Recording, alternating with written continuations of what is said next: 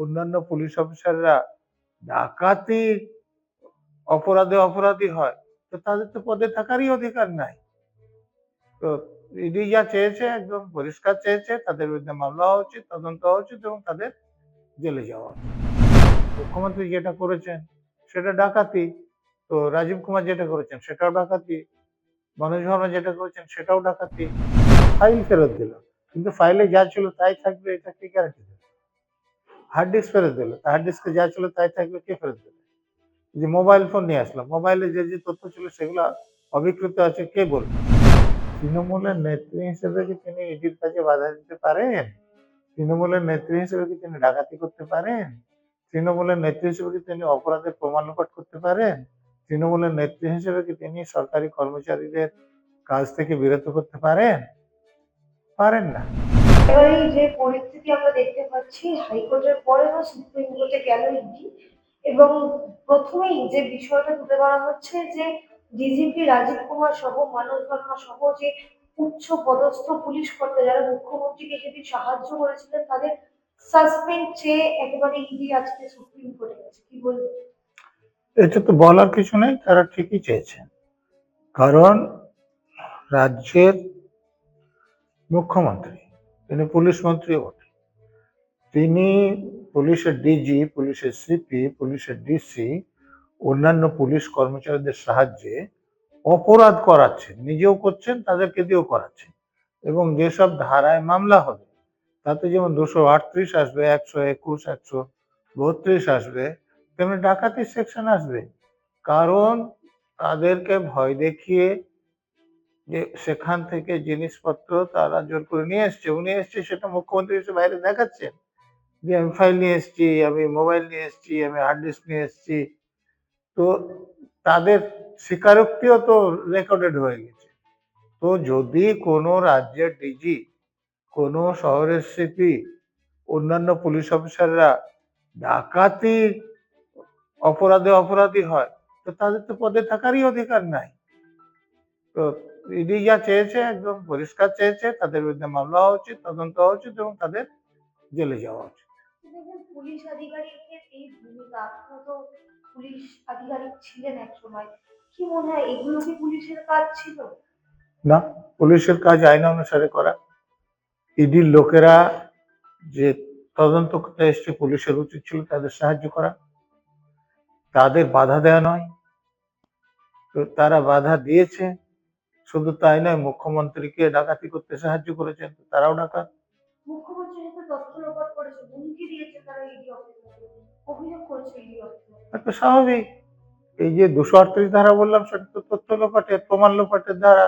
আগে 201 ছিল, এবং 121 এবং 132 এটা সরকারি কর্মচারীদের কাজে বাধা দেয়া। এবং ডাকাতির সেকশন এখানে আসবে যে কারো বিনা অনুমতিতে কারো প্রপার্টি নিয়ে গেলে সেটা চুরি হয়, সেই চুরি করার জন্য যখন ভয় দেখানো হয় রংপুর রেস্টুরেন্ট বা হাটের, তখন সেটা রবারি হয়। আর সে রবারিতে যদি 5 জন বা তার বেশি লোক থাকে সেটা ডাকাতি হয়। তাহলে মুখ্যমন্ত্রী যেটা করেছেন সেটা ডাকাতি, তো রাজীব কুমার যেটা করেছেন সেটাও ডাকাতি, মনোজ ভার্মা যেটা করেছেন সেটাও ডাকাতি।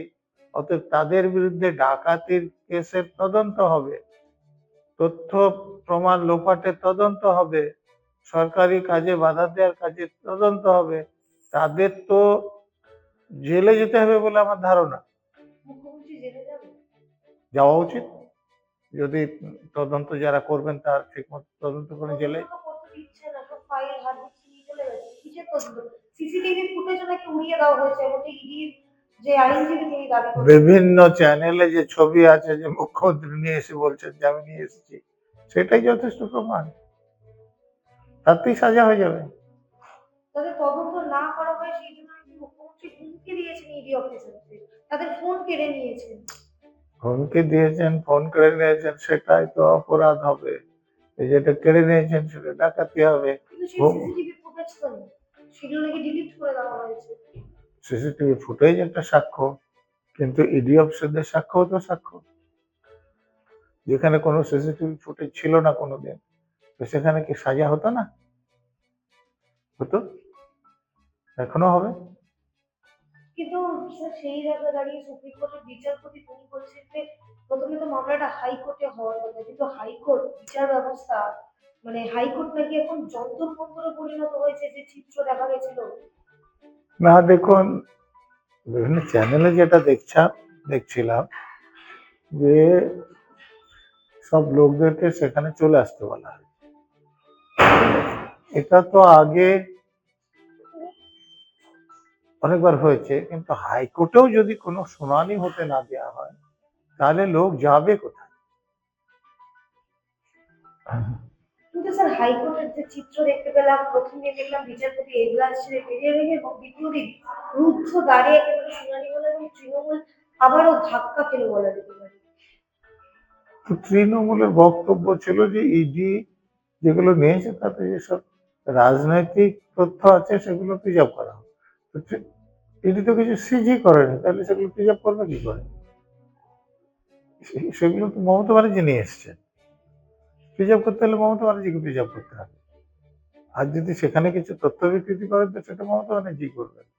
কিন্তু স্যার সেই জায়গায় দাঁড়িয়ে ইডি আধিকারিকদের বক্তব্য এই মুহূর্তে দাঁড়িয়ে যে যে তথ্যগুলো মুখ্যমন্ত্রী নিয়ে গেছেন সেগুলো যেন তাদের ফেরত দেওয়া হয়, কিন্তু সেই যে না, তথ্য নিয়ে গেছে ঠিক সেটা আছে, ফাইল ফেরত দিল, কিন্তু ফাইলে যা ছিল তাই থাকবে এটা কে গ্যারান্টি দেবে?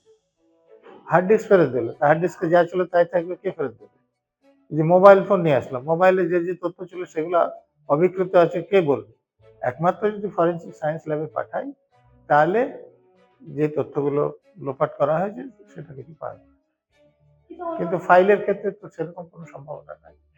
ফাইলে যা ছিল সাব ব্যাংক কিছু করে দিয়ে দিল, তো কে প্রমাণ করবে যে ফাইলে অন্য কোনো জিনিস ছিল? ফাইলে তো নাকি কয়লা দুর্নীতি, সেই দুর্নীতির টাকার হিসেব ছিল বলে ইডি অভিযোগ করছে।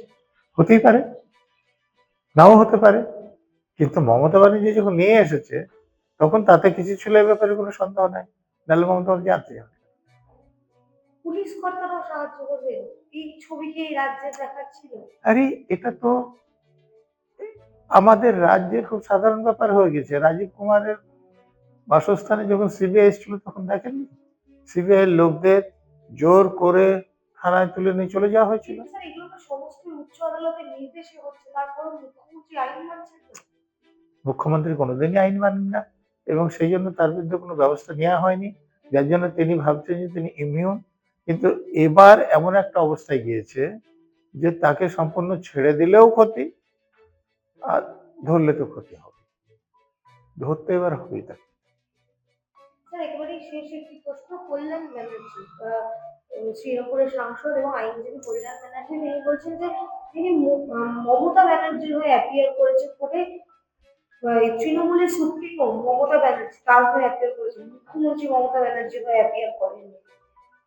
মুখ্যমন্ত্রী মমতা ব্যানার্জির হয়ে অ্যাপিয়ার নাই করতে পারে, কিন্তু যে মমতা ব্যানার্জির হয়ে তিনি অ্যাপিয়ার করছেন সেই মমতা ব্যানার্জিকে মুখ্যমন্ত্রীর পদে ইস্তফা দিয়েছেন এবং তার ইস্তফা গৃহীত হয়েছে। যদি না হয় তিনি মুখ্যমন্ত্রী, এটা তো অস্বীকার করার কোনো উপায় নেই। কিন্তু স্যার এই যে বারংবার যে বিষয়টা হচ্ছে, মুখ্যমন্ত্রী নিজেও বলছেন যে তিনি তৃণমূলের নেত্রী হিসেবে এসেছেন, মুখ্যমন্ত্রী হিসেবে আমি আসেন। আমি তার কথা যদি মেনেও নিই যে তৃণমূলের নেত্রী হিসেবে গিয়েছেন, তিনি তৃণমূলের নেত্রী হিসেবে যা করেছেন করতে পারেন? কিন্তু তৃণমূলের নেত্রী হিসেবে গেলে কি সত্যি গ্রেফতার হতো না? না না, তৃণমূলের নেত্রী হিসেবে কি তিনি ইডির কাজে বাধা দিতে পারেন? তৃণমূলের নেত্রী হিসেবে কি তিনি ডাকাতি করতে পারেন? তৃণমূলের নেত্রী হিসেবে কি তিনি অপরাধের প্রমাণ লোপাট করতে পারেন? তৃণমূলের নেত্রী হিসেবে কি তিনি সরকারি কর্মচারীদের কাজ থেকে বিরত করতে পারেন? পারেন না। অতএব তিনি তৃণমূলের নেত্রী হিসেবে দাবি করলেও তাতে অপরাধের কিছু হেরফের হবে না, অপরাধ একই থাকবে। তাহলে কি তার গ্রেফতারি আসন? দেখুন, আমার মতো যারা আইন বোঝেন তাদের কাছে তো তার বিরুদ্ধে তদন্ত হবে, গ্রেফতারিও হবে, সাজাও হবে।